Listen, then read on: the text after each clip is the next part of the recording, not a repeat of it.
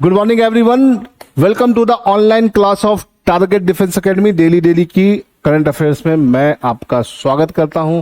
आज है 8 तारीख और फटाफट देख लेते हैं आज की क्या है करंट अफेयर्स जो बहुत इंपॉर्टेंट है। तो चलिए शुरू करते हैं पहले क्वेश्चन से। Which political party commemorating 150 years of Vande Mataram with nationwide recitation. तो भैया वो कौन सी पार्टी है? कांग्रेस, बीजेपी, आपकी, सीपीआई। तो भाई देखिए, वंदे मातरम जो सॉन्ग है वो 1875 में बंकिम चंद्र चटर्जी के द्वारा बनाया गया था। 1882 में उनकी बुक आनंद मठ में ये पब्लिश हुआ। फिर 1894 के बाद से कांग्रेस ने इसको लगातार यूज करना शुरू किया और इस बार सेंट्रल गवर्नमेंट मतलब बीजेपी इस फंक्शन को बना रही है, नेशन वाइज इसको सेलिब्रेट करने की बात कर रही है। तो इसलिए ये थोड़ा सा इंपॉर्टेंट है, इसे याद रखिएगा। ठीक है, तो भैया 150 साल वंदे मातरम के पूरे हो रहे हैं, ये याद रखिएगा, इसको सेलिब्रेट किया जा रहा है। आगे बढ़ते हैं question number 2। Which organisation reported worsening air quality across Indian city in October 2025? तो भाई अक्टूबर 2025 में इंडिया की एयर क्वालिटी इंडेक्स बहुत ज्यादा वर्स हो चुका है। ये इनमें से किस ऑर्गेनाइजेशन ने बताया? CPCB, green peas, CREA, UNEP। तो बेटा इसका आंसर क्या है? CREA। CREA एक संस्था है जो वर्ल्ड लेवल पर एयर क्वालिटी इंडेक्स को जांचती है। अगर आपका एयर क्वालिटी इंडेक्स बढ़िया है तो उसके लिए ग्रीन, ठीक है, सेटिस्फैक्ट्री है तो लाइट ग्रीन, मॉडरेट है तो येलो, पुअर है तो ऑरेंज, वेरी पुअर है तो रेड और सीवियर है तो मैजेंटा कलर होता है। ठीक है, और इंडिया की अलग अलग सिटीज जो इस लेवल पे बिलोंग कर रही हैं वो यहां पर नंबर दिया हुआ है, तो आप इसे देख सकते हैं। इंडिया में एयर क्वालिटी इंडेक्स के लिए सीपीसीबी है, बट वर्ल्ड लेवल पर अगर देखा जाए तो वर्ल्ड लेवल पर इसको पब्लिश करने का काम होता है CREA का। ठीक है, चलिए आगे बढ़ते हैं। India is currently negotiating a bilateral trade agreement with which country?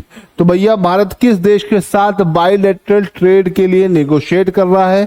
China, UK, US की जर्मनी। तो इसका आंसर है यूएसए। इंडिया अभी यूएसए के साथ अपने बाइलेटरल ट्रेड को नेगोशिएट कर रहा है। टैरिफ को लेकर काफी चर्चाएं चल रही थी, जिसके चलते ये सारी चीजें यहां पर देखने को हमें मिल रही है। ठीक है, हु रिसेंटली, नेक्स्ट क्वेश्चन की तरफ चलते हैं बेटा। नेक्स्ट क्वेश्चन है, who recently made claim dismiss by the election commission of India? ठीक है, तो भैया हाल में ही भारत के चुनाव आयोग द्वारा खारिज किए गए दावे किसने किए? चुनाव आयोग ने बहुत सारे दावों को गलत ठहराते हुए राहुल गांधी के लिए ऐसा किया है, इसे याद रखिएगा। राहुल गांधी जो है कांग्रेस के एक लीडर है, नेशन इलेक्शन कमीशन के द्वारा किए गए बहुत सारे घोटालों पर नजर दौड़ाते हुए इन्होंने एक एनालिसिस किया। पहले कर्नाटक, फिर महाराष्ट्र, फिर हरियाणा, इन सारे स्टेट्स में इलेक्शन के घोटालों को बाहर निकाला है ना। वोट चोरी का जो एक किस्सा बनाया गया है वो राहुल गांधी ने किया है, शुरू किया है, और इलेक्शन कमीशन ने इसको एक सिरे से नकार दिया है, इसे ध्यान रखिएगा। ठीक है, तो ये है हमारे चीफ इलेक्शन कमिश्नर, ठीक है, ज्ञानेंद्र कुमार जी, और ये राहुल गांधी जिन्होंने वोट चोरी के मुद्दे को बाहर निकाला है। ठीक है, अब आप मुझे कमेंट में बताइए कि वोट चोरी का मुद्दा में आपको कितनी सच्चाई लगती है। क्या आप इस राहुल गांधी की बात से सहमत हैं कि नहीं है? मुझे कमेंट में जरूर बताइएगा। ठीक है, चलो आगे बढ़ते हैं। Question number 5। Which global organisation release the state of food and agriculture 2025 report? तो भैया state of food and agriculture 2025 report इनमें से किस संस्था के द्वारा जारी की गई है? WHO, FAO, IMF, UNDP। तो भैया देखिए यहां पर अगर हम बात करते हैं तो वर्ल्ड हेल्थ ऑर्गेनाइजेशन हेल्थ से रिलेटेड है, ये इंडियन मॉनेटरी फंड पैसे से रिलेटेड है, UNDP जो है डेवलपमेंट से है, लेकिन FAO food and agriculture organisation से रिलेटेड है। तो इसका आंसर क्या हो जाएगा? फूड से रिलेटेड हमारे पास एक ही ऑप्शन है, वो है B, FAO। याद रखिएगा। अब मुझे कमेंट में बताइए फूड एंड एग्रीकल्चर ऑर्गेनाइजेशन का हेडक्वार्टर कहां पर है? कमेंट में बताओ बेटा, सब लोग बताओ। चलो तो याद रखिएगा, food and agriculture report FAO ने पब्लिश किया और इस रिपोर्ट में बहुत सारी चीजें निकल के आई हैं, वो भी हम आपके साथ आगे के लेक्चरों में डिस्कस करेंगे। ठीक है, चलिए आगे बढ़ते हैं। क्वेश्चन नंबर नेक्स्ट क्या है बेटा? Which union territory was feature for its green energy innovation in news? तो भैया ग्रीन एनर्जी इनोवेशन के लिए इनमें से कौन सा केंद्र शासित प्रदेश काफी चर्चा में रहा? ठीक है, चंडीगढ़, पौंडीचेरी, लक्षद्वीप की दिल्ली। ठीक है, तो अगर देखा जाए तो ग्रीन एनर्जी इनोवेशन के लिए पौंडीचेरी काफी ज्यादा चर्चा में रहा। पौंडीचेरी की बात करते हैं तो पौंडीचेरी इंडिया के 3 स्टेट्स में आपको मिलेगा। ठीक है, इसकी 4 टेरिटरीज है, पुडुचेरी, कराईकल, यनम एंड माहे। इसे ध्यान रखिएगा। इसमें अगर हम पुडुचेरी की बात करते हैं तो पुडुचेरी और आपका कराईकल ये दोनों कहां मिलेगा? ये मिलेगा आपका तमिलनाडु में। ठीक है, इसे याद रखिएगा। आपका पौंडीचेरी तमिलनाडु में और कराईकल कहां मिलेगा? ये दोनों आपको मिलेंगे तमिलनाडु में। फिर यनम ये आपको मिलेगा आंध्र प्रदेश में और माहे ये आपको मिलेगा केरला में। ठीक है, अगर हम बात करते हैं तो इनमें से पौंडीचेरी और दिल्ली 2 ही ऐसी यूटीज हैं जहां पे विधानसभा है। यहां पे भी विधानसभा है और यहां पर भी लेजिस्लेटिव असेंबली है, याद रखिएगा। तो इंडिया में लेजिस्लेटिव असेंबली के लिए 3 यूटीज है, तीसरी यहां पे दी नहीं है, जम्मू कश्मीर भी है। तो याद रखिएगा, ये सारे पॉइंट्स आपके एग्जाम पॉइंट ऑफ व्यू से बेटा काफी इंपॉर्टेंट है ना। चलो आगे बढ़ते हैं। Question number next 7, which economic reform was discussed recently under the theme redraw welfare architecture? तो भैया redraw welfare architecture के अंदर इनमें से कौन सी स्कीम के बारे में बात हो रही है? GST 2.0, universal basic income, direct benefit transfer expansion, MNREGA 2.0। तो अगर हम इसमें से किस स्कीम के बारे में बात कर रहे हैं, है ना, तो यहां पर देखो फिर से एक बार क्वेश्चन देखिए, रीड्रॉ वेलफेयर आर्किटेक्चर। ठीक है, वेलफेयर आर्किटेक्चर को रीड्रॉ करने के लिए इनमें से कौन सी स्कीम है? तो इसका आंसर है बी, यूनिवर्सल बेसिक इनकम। इसे याद रखिएगा। ठीक है, तो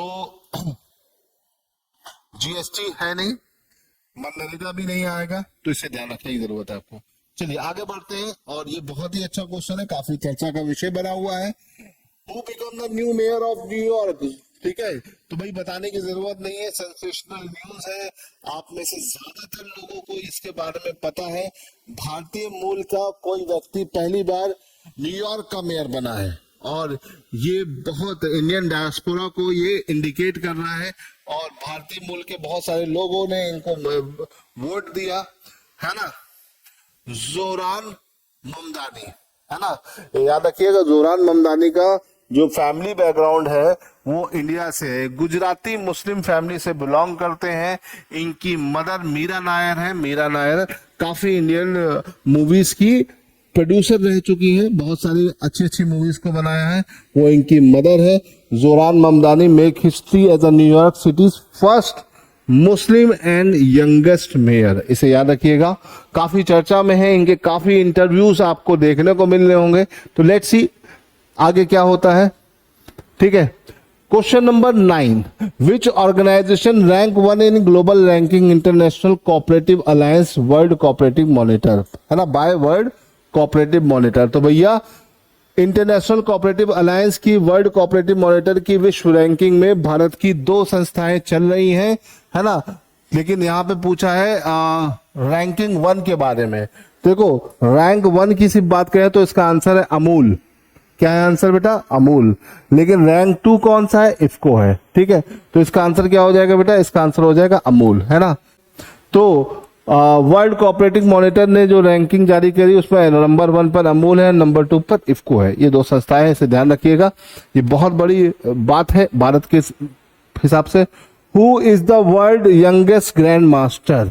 तो भैया भारत का सबसे कम उम्र में बनने वाला ग्रैंड मास्टर कौन बना?